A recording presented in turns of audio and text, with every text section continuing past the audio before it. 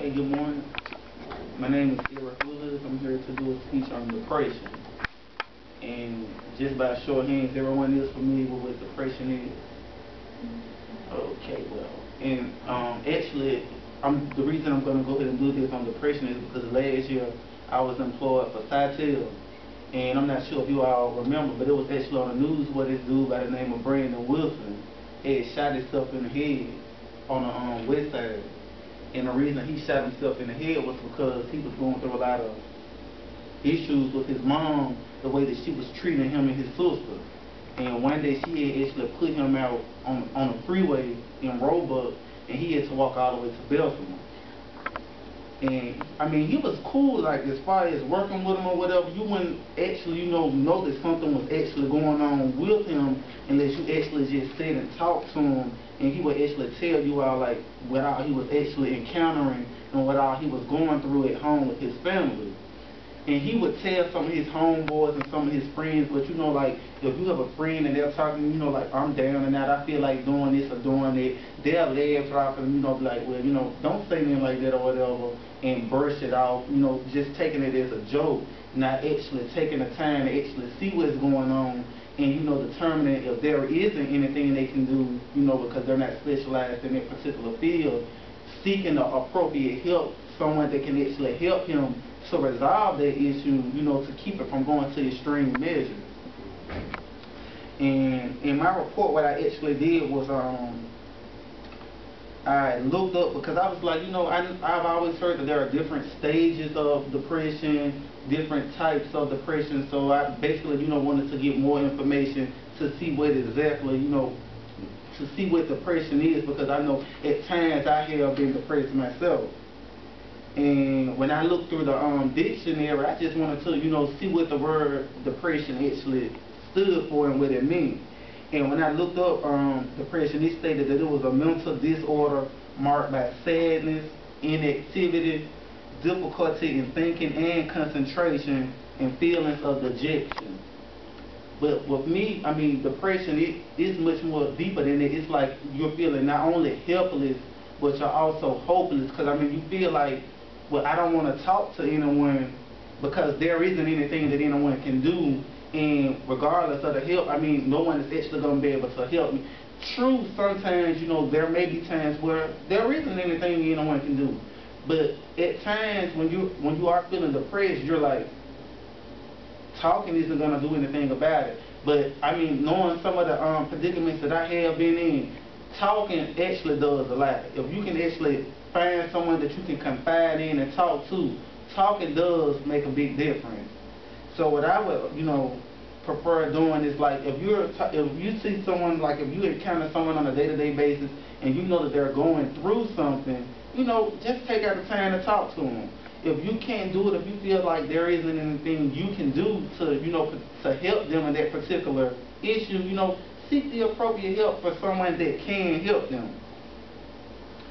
And as I was looking through some of the signs and symptoms of depression, and determining the stage. I mean, signs actually vary from like loss of interest in daily activities, appetite or weight changes, sleep changes, agitation, loss of energy. I mean, the list actually goes on when it comes to symptoms of depression.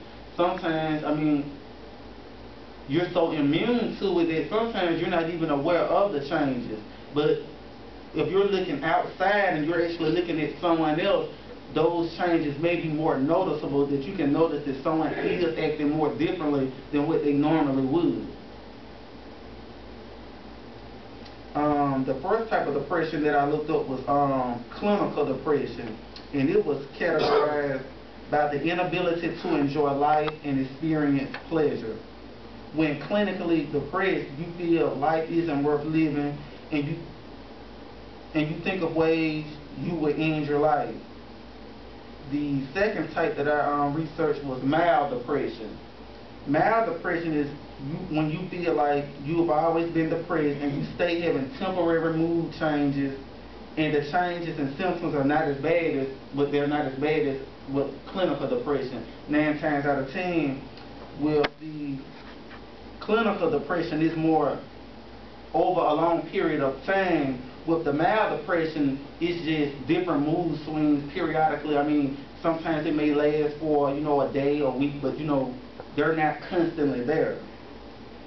Then I was looking through and I saw postpartum depression, which is generally strong emotions after giving birth that a mother may feel. And like sometimes they'll just say anxiety, like well, mothers that just, you know, conceive the child, they generally they go through postpartum depression.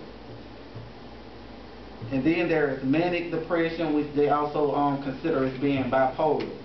With that particular depression, it's an impulsive behavior, hyperactivity, rapid speech.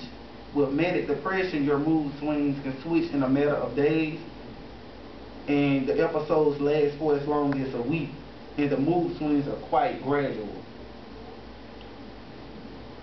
Going back to Brandon, personally, I feel like he was going through clinical depression. If he would have actually sought the appropriate help, I feel like more could have been done to help him. I mean, I can't sit here and actually say that he may not have taken his own life because he had a daughter, and I think him and his baby mother was trying to get married. But it was like so much was going on with him at home. I mean, you wouldn't be able to tell because it work. Every time a new pair of J's came out, he got them on. I mean, he had money, so they let you know, like, it's not just about the material things you have and the images that you perceive of people.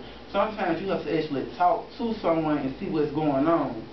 So with the conclusion of doing my speech, the only thing I would like to urge people to do is, you know, talk to someone. I mean, not only are you finding out more about that person, but you're finding out more about yourself to see, you know, deeply, truly, how much you really do care about the person next to you. Because at the same time, if someone like your child, your spouse, your mother, your father, your grandparents, if they're going through, if you're not there to help them, you will want someone to help them. And then, like, just looking in the mirror, if you're going through, like, even if it's something as simple as, you know, like paying bills and things of that nature, you would want someone to help you. I mean, sometimes some people have pride, and they're not just going to be able to jump out there and say, you know what, I need help. Sometimes it takes for you to actually go to that person, talk to them, and see what's going on with them just to help people. So basically what I would like to say is, you know what, if you feel like someone has an issue going on in their life, just talk to them and see if you can get them the help that they need. Thank you. That was statement right there.